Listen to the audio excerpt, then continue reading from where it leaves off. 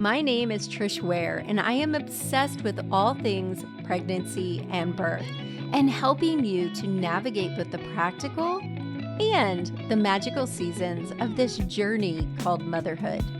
I'm an all-day coffee-sipping mama of 7. I've had the amazing privilege of delivering many babies in my 15-plus year career as a labor and delivery nurse and as a mama of 7.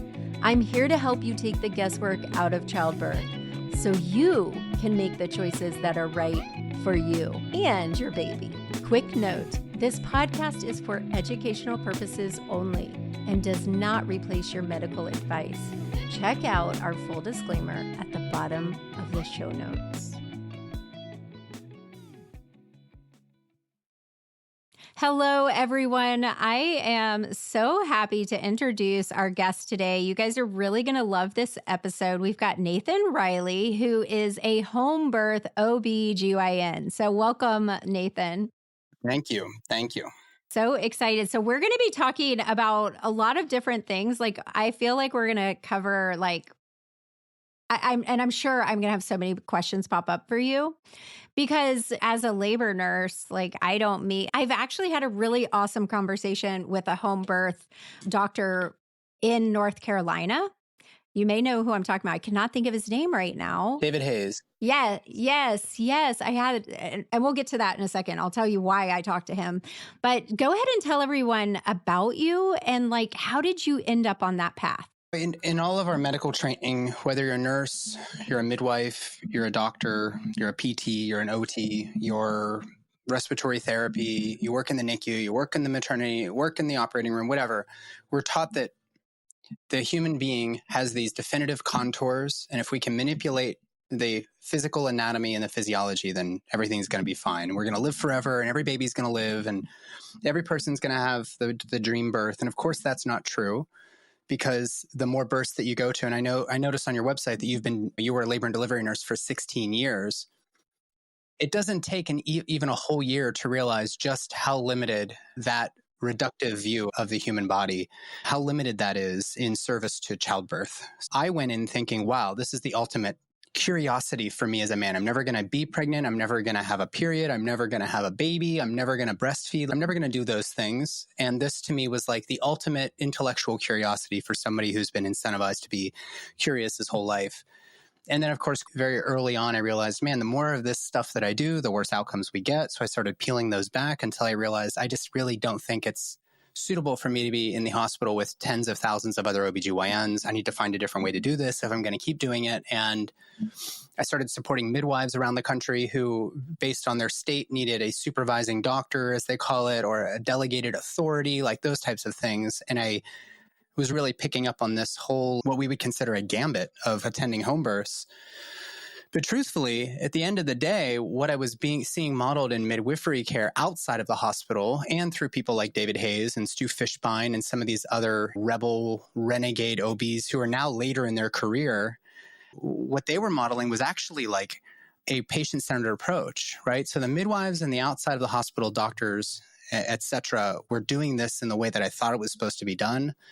And I just naturally found my way there. Instead of giving up the whole profession and just doing end-of-life care, which is my other board specialty, I figured let's do home birth, but let's do it in a way that keeps midwives at the center of the conversation, actually the client at the center of the conversation. And the next layer beyond that is the midwife or the doula or the childbirth educator. And then beyond that is me whenever I'm actually needed in order to put this big, expensive brain to use. And that's working out very well for me because informed consent is the nearest and dearest thing to my heart. And empowering people with education and support is the only way forward, as opposed to throwing more medicine and technology. Guess we can start there. Yeah, it's funny because I start all of my master classes or free classes with one statement, which is birth is a natural process. And I became a nurse to be a labor nurse. That was it. I didn't want to be a midwife because I had my own children and I didn't want my time to be and I knew I wouldn't be a midwife who'd be inducing people and all of that. But I started, and I can still remember when I was like, what the hell is happening here? And just hearing those desk conversations and we need to get her going because I need to blah, blah, blah, or whatever. And one of my repeating statements inside of my birth classes is nothing out of convenience or curiosity for anyone else besides you. I don't think people really understand informed consent because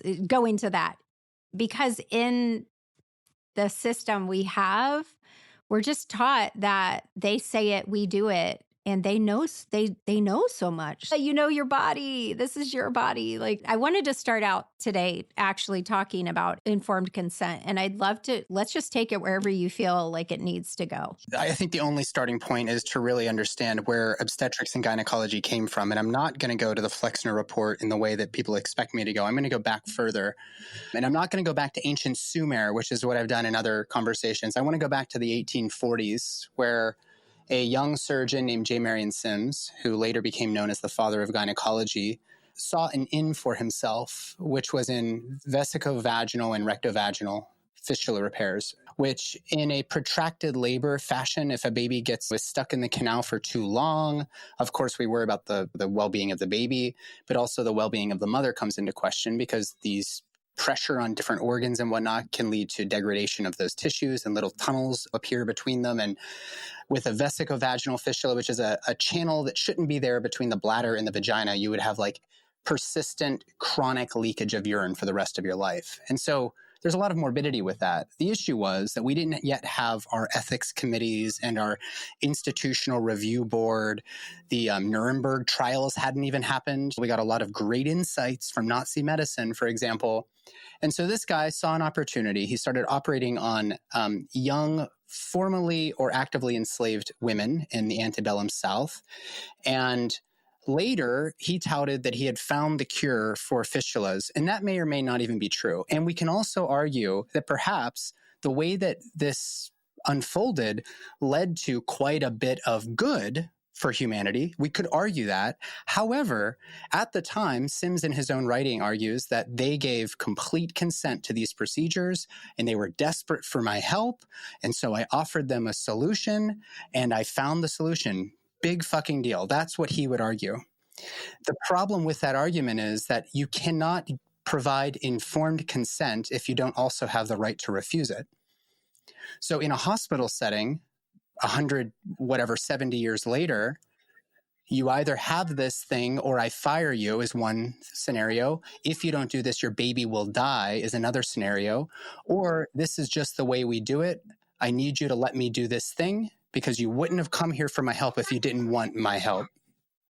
No, it's just, I'm literally tearing up to hear a doctor admit these things. Yeah. That it's very unusual. When I started Labor Nurse Mama, it really was because I am so passionate about women understanding their rights and to have like you said, have a choice. It's a choice. My students have said to me, you lay it out like a smorgasbord and then we get to pick and choose and you support us in what we choose. And if I had $1 for every time I've heard some of the exact things you've just said, or my students have come to me, yeah, it would be super rich. And I remember when I first started, I was like, did he really, or did she really just say that? And the sad thing is, and I call them medwives, the medwives also do that. Those are not the only options. Like, how about I fire your ass? How about that? We hear it all the time. And then when you take that one step further, of course, during J. Marion Sims's work, he wasn't using anesthesia. There wasn't really a ton of anesthesia back then. There was maybe like ether and these types of things. But maybe to his credit, that was not affordable for experimenting on slave women. Fine. I guess we can make that argument. On the other hand, imagine how much pain these young women are in, and we don't even know their names. Like, the father of gynecology is given credit for the sacrifice made by these women who quite literally, they opened themselves up to traumatization, even if it was going to fix their problem, with no anesthesia to do a very intensive vaginal sort of repair. So when we look again, we jump forward 170 years, we would say, oh my gosh, things were so bad back then. How many times did somebody like me walk into a room and force his hand inside of a woman, which is extremely uncomfortable, let alone painful, let alone maybe reopening some past trauma from their own life? They are saying no. Maybe their words are yes. Okay. But their body is saying no. They crawl up the bed. I ask they go partner, up the bed. Yeah. They crawl up the bed and I just follow them and I force my hand inside of them. This is what is happening in hospitals. And for people to say, oh, using words like rape and obstetric violence, that's not kosher. Fuck off. You have no idea how much pain we are causing in the medical system.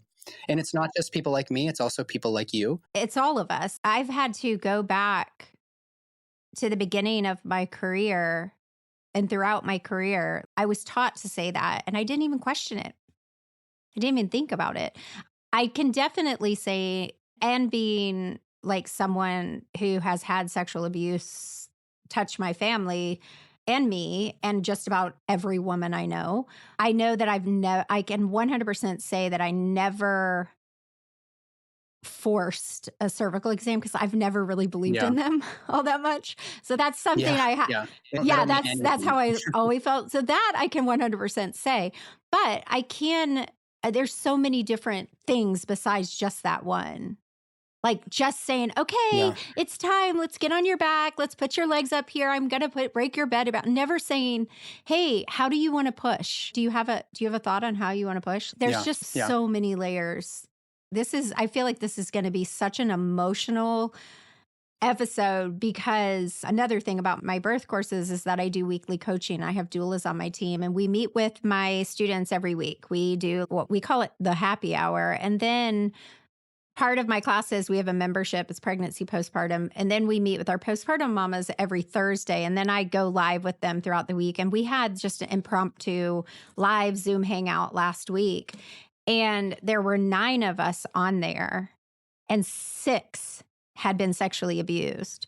And part of us talking about that was the way that doctors can approach that. And it's some of the things that my students tell me, even as a seasoned labor nurse thinking I've heard it all, I'm like, what?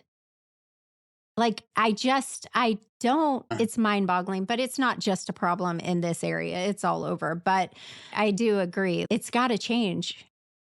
Like, how do we change it though? What do we do? What do we do to change this? How do we make it where if a woman is saying no or screaming or crawling up a bed, we stop? The worst part of this is that it's not just for those 20 to 30% of women who experience some sort of sexual abuse, because now they didn't have a sexual abuse. They had a lovely life up until they arrived at an institution that advertises safety for birthing women.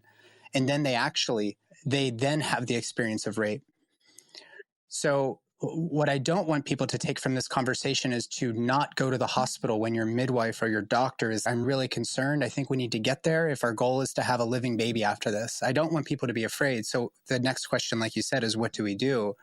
I don't have the answer for that yet. But in some ways, I feel like programs like yours, my practice and the way that I've supported midwives and community members through my own programs is modeling what real safety looks like. And it starts actually with just putting the person you're here to care for at the center. Our hospitals have economic boundaries. They have medical legal boundaries. They have administrative boundaries. There are some important financial reasons for the ways that hospitals work. And we have doctors that are being brought up without any incentives to appreciate the immeasurable facets of what medicine means, which is allopathic medicine is the only one. It's like the only major modality that doesn't recognize that there is something more important to this person in front of you than something that can be operated on or something that can be manipulated through pharmaceuticals. It's the only one. Because if I were to ask Trish, you said you have an 18-year-old, that's your oldest, right? If I were to ask you about your birth, you might tell me a good story. And I can really glean a lot about who Trish is and where she's been by hearing that story. And of course, we've lost storytelling because we have 7 minutes with our clients in the prenatal clinics. But as a thought experiment, if I were to sit and just have you unpack, you said you have 3 kids, right? 7. Oh my God, you have 7 kids. Holy shit. Okay. Yeah. So we'd be there for a whole week at around the campfire, and you'd be telling me every little vivid detail. And there's two parts of that. First, you have to feel safe to tell me, and I have to be willing to listen. And listening requires presence, and nobody is present nowadays with anything. We have 3-second attention spans. We'd prefer to watch TV than to sit eye to eye, looking into one another's eyes.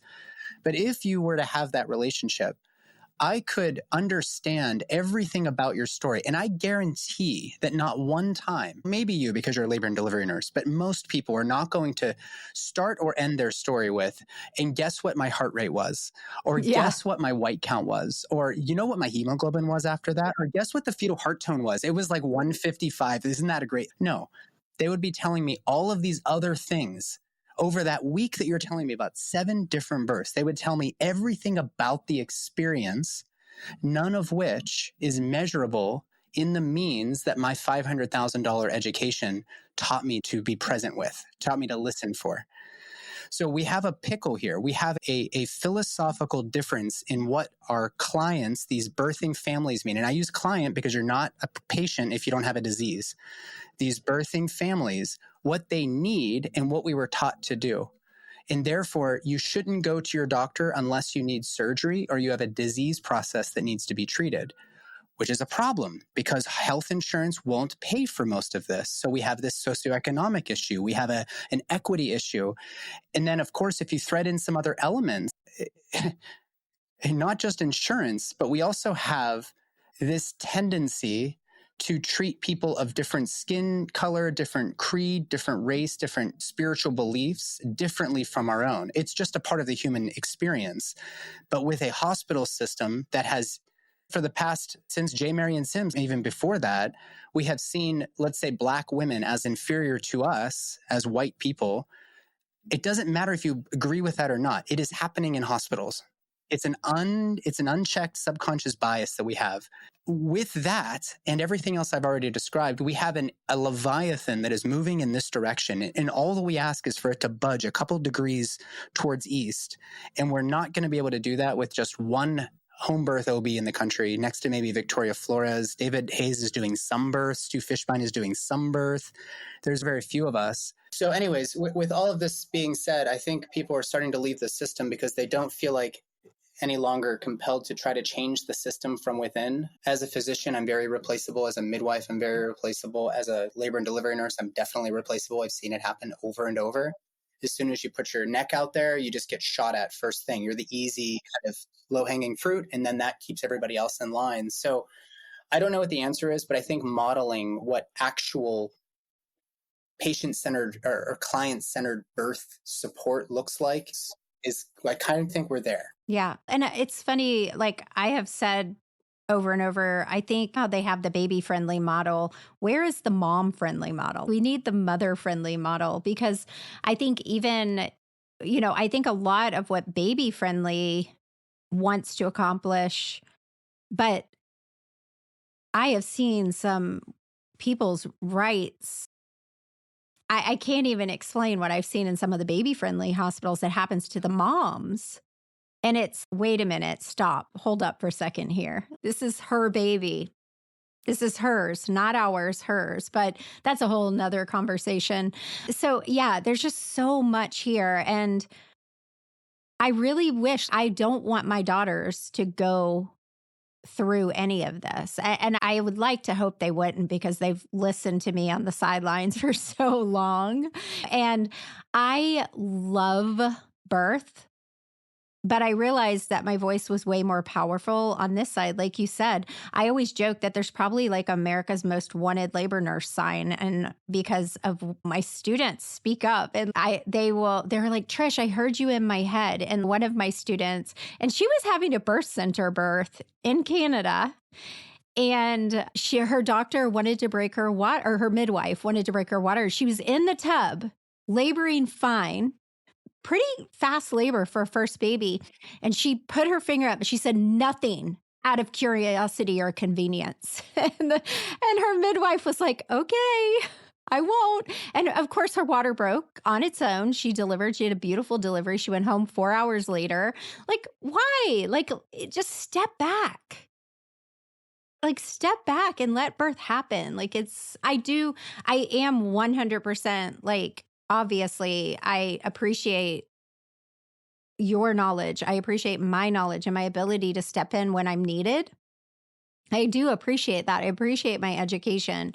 But I also think that a lot of the things that we see when they need us is because of us. Yeah. So Trish, let's talk about that. You and I have seen every intervention under the sun. You've actually been doing this longer than I. You've probably been a part of a woman's care more times than I have. And when we start to look, so the question I started asking myself at about the halfway point of residency, did you ever work with residents by any chance? So you know how we're like, we get out of med school and we're like, fuck, I'm supposed to be doing the doctor thing now. Like we're never called doctor before that first day in residency. And we have a white coat that says it there. And we're supposed to start acting like we know what we're doing. And we lean on you guys for quite a bit. Now, most of the labor and delivery nurses are doing things based on a protocol that is a part of a package to keep women and babies safe. So nobody's going to argue with the value of having protocols. But the issue is that you spend that first year or two in residency. Intern year is pretty intense. So you might actually get it in your intern year. I know I was on the right path, but you start to realize, okay, so you start the Pitocin because the contractions are too far apart. Okay, that's easy. Now what? The tracings. Okay, here's how you do the tracings. Okay, C-section. Here's how you do a C-section. Rupture of membranes, cervical ripening. List them all out.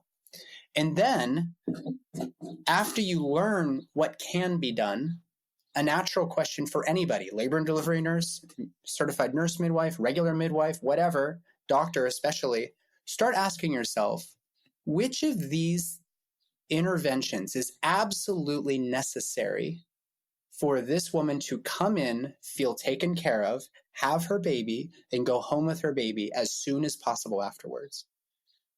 That list gets very small. The number of true hemorrhages that I've managed is maybe like 100 real hemorrhages.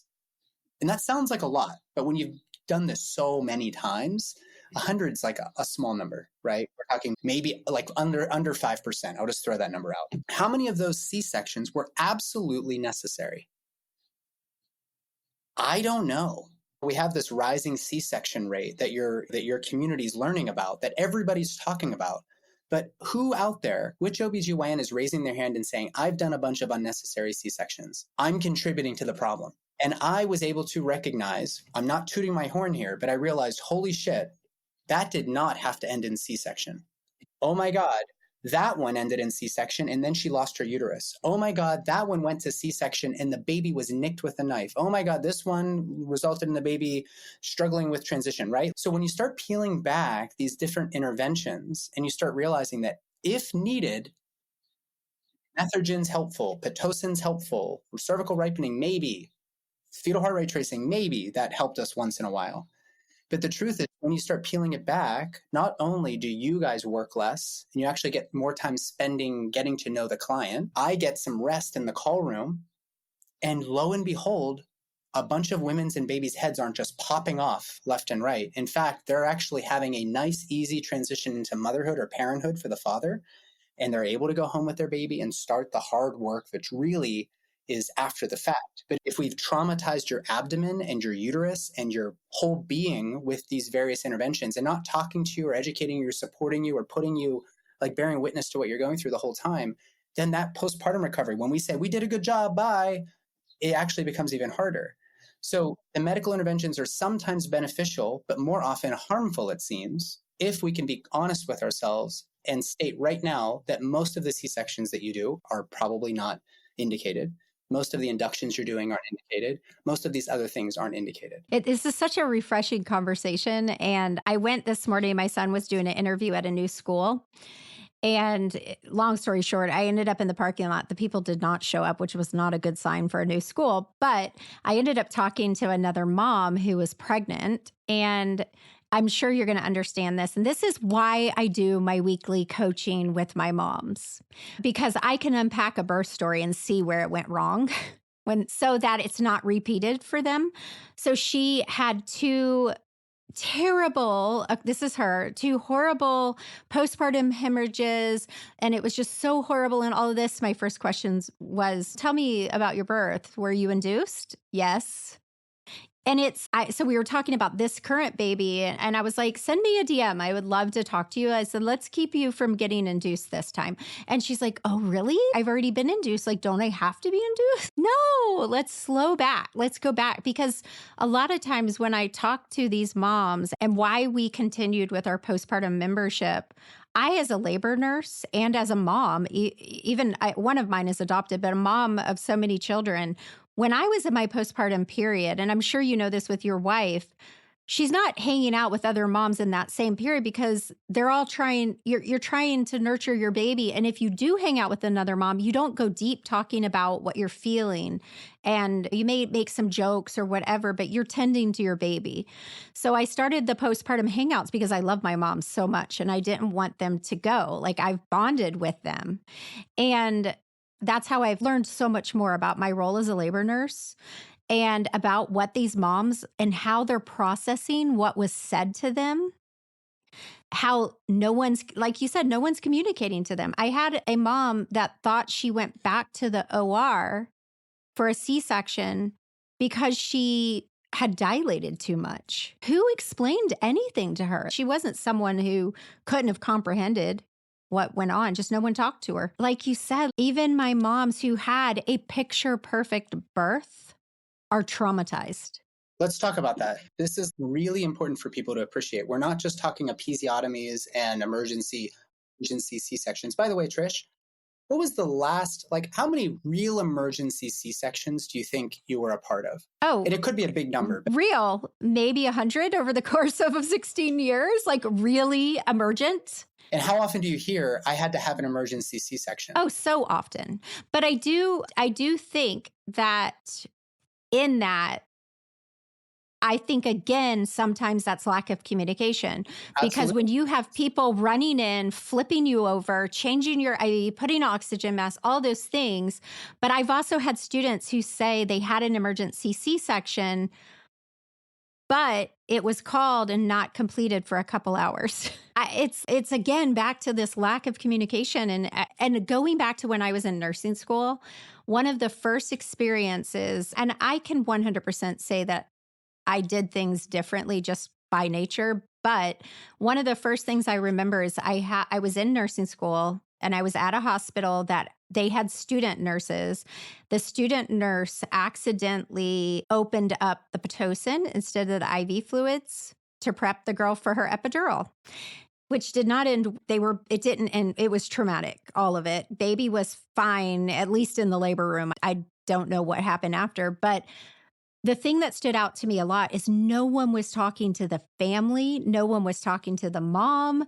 They were all rushing in. And I just hugged the patient's mom was in the room.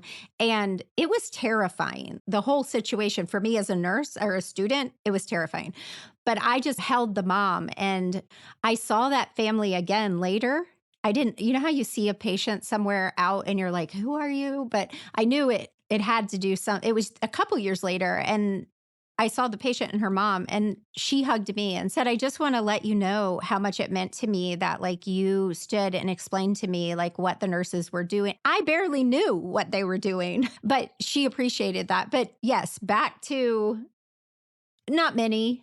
I've seen a lot of very stupid reasons. And I have so many theories. And most of the time people don't back me up on this. So I'm really happy that you're here. Because I've talked they say, is it 1 in 10 women end up in the OR for failure progress? And I call that failure for the staff to do their dang job. Let's really go back. All of these stats out there, I think are so inaccurate about all of it, Yeah, let's talk about data for a second.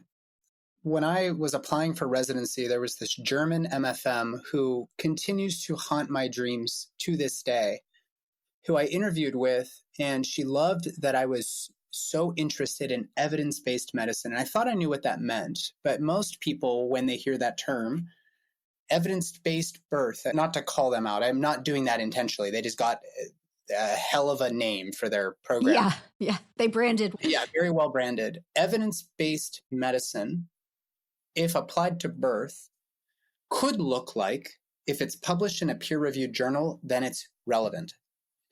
But evidence comes in a variety of forms. Trish Ware has 16 years of labor and delivery experience and therefore knows how maybe getting her moved in different positions is going to help facilitate birth. If Trish Ware was compared to a first year out of nursing school nurse and their statistics were compared, they would look very different. And that's not to any discredit to the younger nurse. It's just that they have that experience. But my point here is that peer-reviewed literature is one part of the piece of evidence. Then you have the clinician experience. Me attending a vaginal breech versus an OB who's an intern that has never seen a baby come out butt first. Big difference there. So clinician experience, peer-reviewed journal, whatever, contributions. And then we also have the client's values, story, perceptions, and whatever.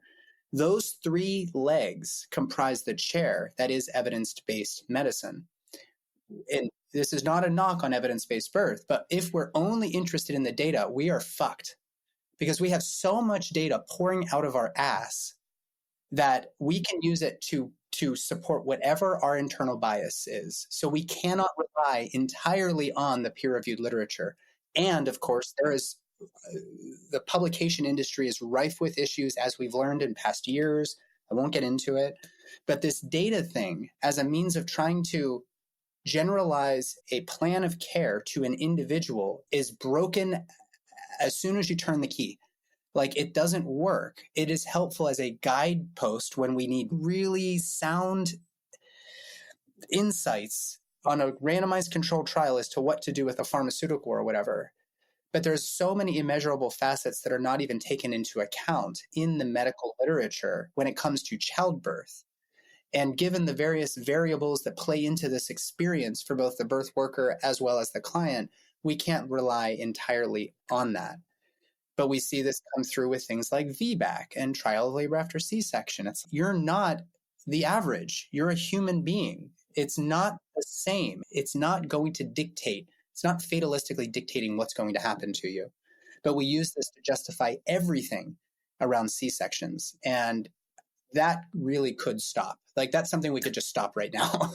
Yeah, please. That would be so fantastic. I have a course that's specifically for VBACs. And honestly, it was my DMs on Instagram that first year. So I had the blog for a year and then I turned to Instagram and I just started, I'm pretty outspoken anyway, but I just started speaking my truth. And I was flooded with women's stories and traumatic birth, specifically moms that have had a C-section. And in that, I had no plan at all to create a VBAC birth course, which I tell them all the time. You're just like my mom's in calm labor. The VBAC lab, same thing. I just need to give you extra special care because you're going to navigate a lot of BS here. That's just how it's going to be. But I tell them all, you're all just moms wanting to have birth, which is a vaginal birth. That's what we want. But their stories, I had one mom which this is completely going back to our very first topic. I had one mom that was not pushing. She wasn't pushing good. And so they told her if she didn't start pushing good, they were going to do a vacuum. And so the nurse laid the vacuum next to her face to show her, like threatening her. She ended up in a cesarean because she couldn't push right. And I was like, how did they have you pushing? They did nothing with her. They had her pushing in stirrups, but she ended up in a C-section. You and I both know she did not need in a C-section. She wasn't pushing in the time limit, but she also wasn't being helped. No one was helping her with positions or anything. But all of that led to the birth of the VBAC lab because I just was so blown away. I also have to say that I also, as a travel nurse, I did mostly travel nurse for the majority. I spent a lot of time on the West Coast and Seattle area. When I worked in Northern California and in Seattle, the very best thing I ever did for myself as a labor nurse was take my first travel assignment because I realized, holy shit, the things we were doing, especially on the East Coast. That's why I said when we were talking before, like a woman's body is the same. Wow. If she can eat in labor on the West Coast, I bet she could eat in labor on the East Coast. And I learned so much. It was a 4-week assignment just to get my feet wet. I learned so much. And I actually came home and put in my resignation, my job here, because I was like, I'm not going to lose because you're right. I will lose my license. Not them. And I couldn't do it. I couldn't participate in it anymore. It was horrible. The whole, yeah. And then I spent the rest of my career mostly on the West Coast, which is better. It's still not there, but it is better than the East Coast. It still has its issues. I trained out in California for my residency and fellowship. And I had a couple interviews for residency out in New York City, Pittsburgh, New York City, a couple of those little types, not little, massive, huge, very academic programs. And I ended up ranking them last, I think, because one of them I didn't even rank. I won't mention them by name, but that hospital was felt like I was walking into a toxic waste dump. Like it was like, you guys are just assholes. Like it's just nuts. I did an assignment like that actually in California. I felt like I went through a time warp too. Like I was back in the 1940s or 50s. It was insane, but. Yeah. I want to, since we brought up the VBAC thing, for people that are listening, I want people to appreciate what I'm saying here, if I may. There's a lot of plain communities around Kentucky where I live, and there was one of the midwives. So I support midwives around the country, as I mentioned. And so I get to hear some really interesting things based on what's happening in Hawaii versus California versus in Indiana versus New Hampshire, whatever, Florida, Texas. And there's a lot of Amish and Mennonite communities around here. And this one midwife with whom that I support, she called me up and said, there's a disagreement in our practice between the two midwives. There's me and there's this other person. I want to support this lady. My partner's not comfortable with it. This lady is in her 12th pregnancy. And she'd had a couple miscarriages, but she'd otherwise had 8 babies before. And the first 3 pregnancies were C-section. Now, we have to check our premises every step of the way when we talk about this. But why was that first C-section done? Because was it breech? Was it failure to progress? Abnormal fetal heart rate tracing? Whatever. Probably wasn't necessary. But then, of course, that sets them up in many hospitals for a very limited approach to trial of labor, right? They end up with another C-section, scheduled repeat. They get another C-section, scheduled repeat. The 4th one is preterm. They do a classical incision on the uterus, repeat C-section. But this is an Amish community that they're going to get more, they're not doing birth control, they're going to get pregnant again. 5th pregnancy, home birth, after 3 C-sections, including 1 vertical. 5th pregnancy, home birth. 6th pregnancy, home birth. 7th pregnancy, home birth. You see where I'm going with this. She's now pregnant with her 8th baby. And granted, like I said, she had a lot of pregnancies. Some of them were miscarriages. That's a part of the deal. But she'd had 4 C-sections, 4 home births, and now she's pregnant again, wanting to have a home birth. And this midwife calling me, her partner was not comfortable because of the risk of rupture. Now, first off, what data do we actually have for a person who's had 4 home births after 4 C-sections, one of which was a classical? We don't even have a lot of data on a classical incision and risk of rupture. It's like from the 40s or something, the 1 or 2 studies that are out there. And they've done review articles, but all those review articles do is summarize what was done. This evidence-based approach is, maybe there is an up to 9% chance of rupture based on the one study that everybody talks about for a vertical incision on the uterus. On the other hand, this person's experience has told us that however she's nourishing herself, whatever the circumstances, she is able to have a vaginal birth after C-section, and her risk should be reasonably considered less because for whatever reason, her uterus does not rupture. At least in those 4. Does it guarantee it's not going to rupture? Of course not. And we counsel based on this possibility that there's still a possibility of rupture and we got to get to the hospital right away. But her story is actually a part of the counseling. It's a part of evidence-based birth. And I don't hear anybody saying this. And that runs the gamut for all of it, whether it's age, all of it. There's no individuality at all. Just put a box around them. And then if you go outside the box, the nurse is going to get fired. The doctor might lose his privileges.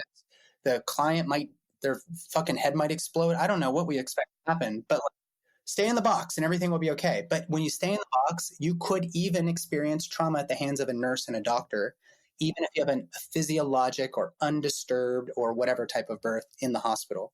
So this is a real pickle. This is a real pickle that we find ourselves in. And for those of you guys listening, Nathan said earlier, we don't want you to be scared. It's about being informed and knowing your power. You really do have the power. And what I've found a lot of the times is that the majority of these doctors and nurses, and I actually have a section where I teach them on communication with their provider. And I don't teach them to be like, this is my right. I teach them how to do it the right way without being wishy-washy, without being like, I'd really like to try this, if that's okay. No, not like that. You have the authority to say how you want to do this. And a lot of the times, the doctor's all right, because they're just not used to people having a thought on it. Saying no, thank you. I mean, it goes away, but it's very hard. Yeah. And so that's part of my framework for my classes. And what I show them is that you have to have the knowledge. The knowledge is power. Then you have to have the right mindset. That's the other part. But the third part is being willing to speak up, because you can have those other two things. But if you're too scared, if you just sit there and say, okay, because you're not willing to say, hey, no, wait, I know that this is not true, then the knowledge and the mindset doesn't matter anymore. They have to have the ability to speak up. And again, this is why I meet with them every week, because they could take my course and be like, hell yeah, I can do it. But then 6 weeks later, when their doctor has reframed the exact coercion that I told them was coming, now they're scared. But if we found that if we meet with them every week and we back them up, and then I might have a 12-weeker who hears a 38-weeker going through it right now and how she handled it. And then she hears another one and how she handled it. And so they figure out, oh, wow, I can do this. Their head didn't pop off. Like it actually worked. So that's part of why. And I've had a lot of people like, oh my gosh, that's so much. I don't charge more for my birth classes. Everyone who buys them gets the weekly coaching. We do charge a little more we charge $19 a month for the membership, which is nothing. But they have access to doulas, and they have access to all the different, my doulas have way different personalities than me. So they get it from each of us in a different way, because Lene the way she speaks up is way different than how Trish would speak up. So it's really been a powerful part, I think, of my community, is for us to actually spend time and break apart these different conversations. But through that, like I said in the beginning, I have been blown away by the things that are said. And I wish I had a copy I'll ask Emily if I can send you a copy of the letter she sent to the person who did her repeat C-section. She wanted to have a VBAC. I don't remember now exactly the details of why she didn't, but the doctor was so awful to her. And he came into she started bleeding in the PACU. The nurse called her in, and he said something, and I'm probably misquoting this completely, but he said something like, I'm going to have to put my big fat effing hand inside of her, or something like that. Something to that effect. Like, it was whatever he said. It was so horrible and traumatizing. But the letter that Emily wrote to this doctor, if I would have received a letter like that at all in my career, I would have been devastated. Hopefully it made a difference. I don't know. But I was so proud of her. Like, she did speak up throughout too. But it wasn't like all the horrible things he did and said, but she really called him out on, hey, I understand I needed to have a repeat C-section, but that was still my birth experience. And you could have made it a joyful, pleasant experience. And it was like, oh my gosh. And the way she wrote it out, like we were all weeping listening to her. But I could just go off on so many tangents, which everybody who listens to my podcast knows we do. That's how we roll. Yeah. Something I think that it's really important for people to keep in mind is, first off, this notion that we expect women to go in with their dukes up and they're going to fight the system in birth. It's nonsense, especially because so many women have been gaslit or just not had their voice heard throughout their whole life. And now you're expecting them in the throes of labor with one foot in the astral realm to suddenly now push back on an authority figure that looks like me. So it's so good that you're preparing people from the very beginning. And what I tell people is, listen, if you can't say no to your husband in a respectful way that doesn't rupture your relationship when they want to have sex and you're not feeling in the mood, like that might be a good place to start. Just something right there. Or friend wants to go out to the movies. Just no, thank you. I feel like I just feel better staying in today. Like we don't even do that as men even. Like we don't really do that. We're not comfortable voicing or declining invitations to do things. The other thing is that there's this notion that you can get a birth plan notarized and that makes it somehow valid. It's baloney. Notarization does. I don't think I've ever heard of that. There's a movement now. Get it notarized. And then it's like a legal contract. It's baloney. It's just a lady at the library saying that the guy who signed it is the guy who he says he is, right? Like, I don't know what, there's a lot of weird stuff out there. Yeah, that I've not heard. That's the first one. Doula training programs and whatnot that I'm hearing this. I've taken a lot of courses myself. But I just don't even understand what they think that would accomplish. I don't know. Like the problem is way bigger than someone knowing you actually signed that document. Oh, it's notarized. Damn it. We have to let them for 4 hours. Come on. And the next thing, and we might have to wrap up with this one because I have to go to an appointment, but you had asked before, Trish, what is the best way? What can we do about this big problem? And I've said this time and time again, and some people really think it's a privileged thing to say, but if you can get yourself as healthy as possible before pregnancy, at least 6 to 12 months before, and then you have the pregnancy, the likelihood of something bad happening that's going to require you to lean on an OBGYN or some sort of hospital facility is going to be way below the average. Meaning that if you actually do need the hospital, thank God it's there.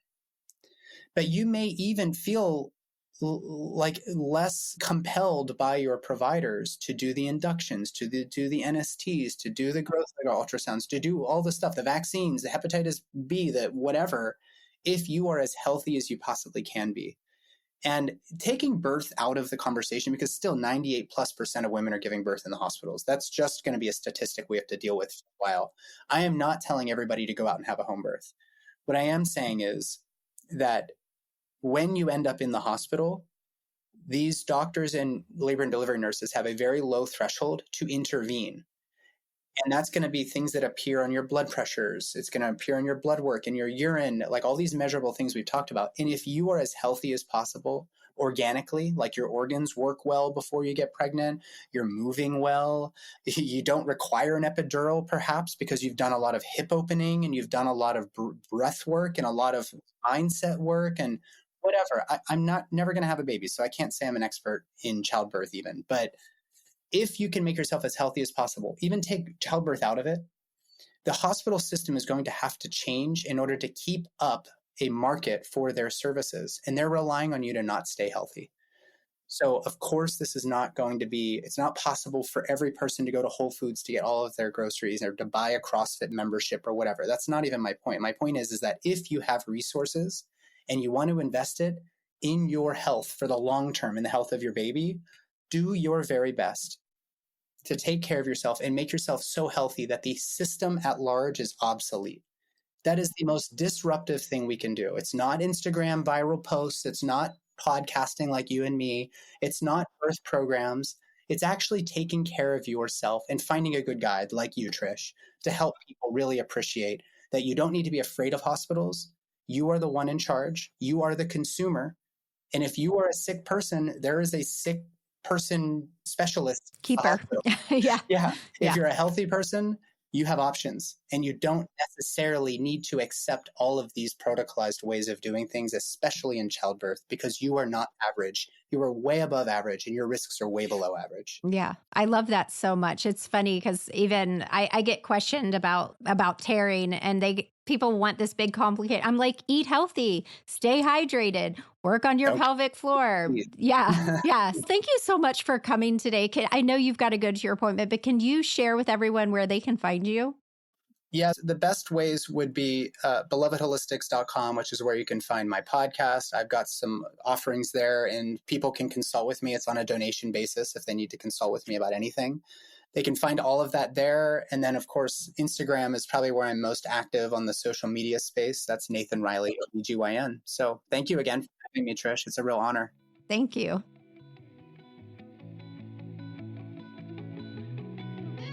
Hey, mamas, I hope you enjoyed this episode. Wow. This was a really powerful and validating. So you guys know that what I've been telling you is so true.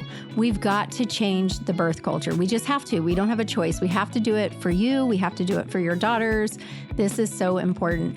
Okay, you guys, make sure you leave a review. I want to hear what you guys thought about this episode and leave ideas for future podcast episodes. And as always, I will see you again next Friday. Bye for now.